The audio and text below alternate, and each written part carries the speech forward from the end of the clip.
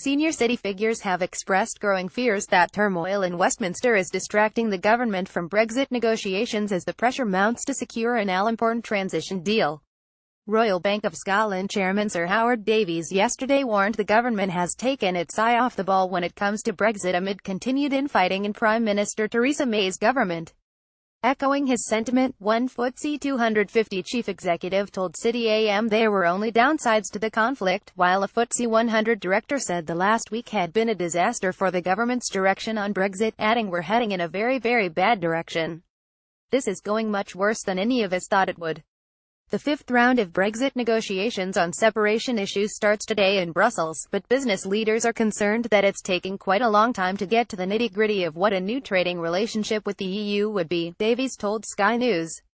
Read more. RBS Chairman Bank set to trigger Brexit contingency plans in March 2018. Senior officials at the Bank of England, city lobby groups, and business leaders have all set Christmas as the deadline for a transitional deal to be outlined, before firms start implementing plans to move some jobs and operations out of the UK.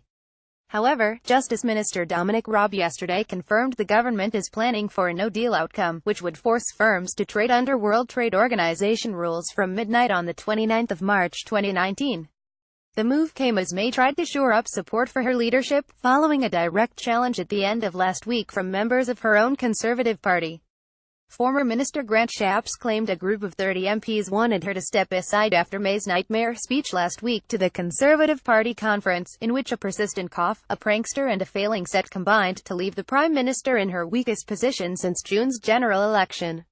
Read more. These are the Tories' 13 Brexiteers, as ranked by party members. Bosses are becoming increasingly frustrated that the power struggle within the Conservative Party could hamper efforts to agree temporary access for trade with the EU as the UK prepares to formally leave the bloc. Colin Stanbridge, chief executive of London Chamber of Commerce and Industry, said continued political infighting can be of no help to the economy when we have job that needs to be done.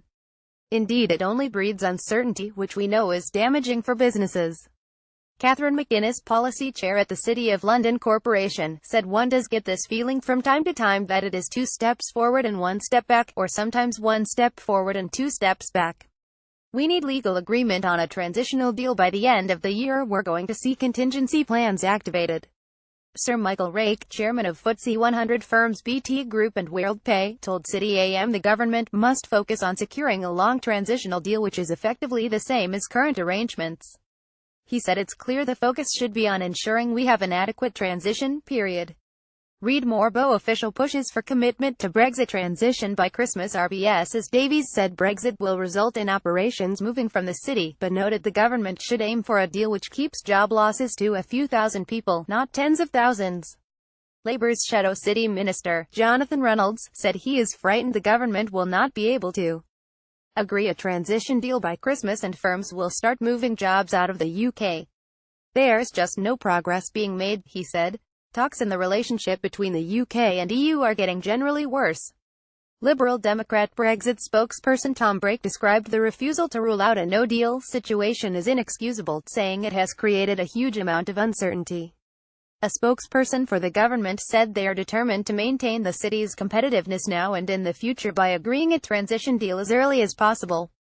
The spokesperson said as the Prime Minister set out in her Florence speech, we are proposing a strictly time-limited implementation period where we continue to have access to one another's markets on current terms. Doing so is in the interests of businesses both in the UK and the EU. Securing a transition deal is vital for the city, according to Ian Anderson, executive chairman of Cicero Group, but the Conservative Party is sending mixed messages. Anderson said the Prime Minister's speech in Florence set out a very clear position on transition. There seemed to be cabinet agreement, but the debate at the Tory party conference did nothing to support this. Read more. Theresa May Brexit transition period could be less than 2 years for some.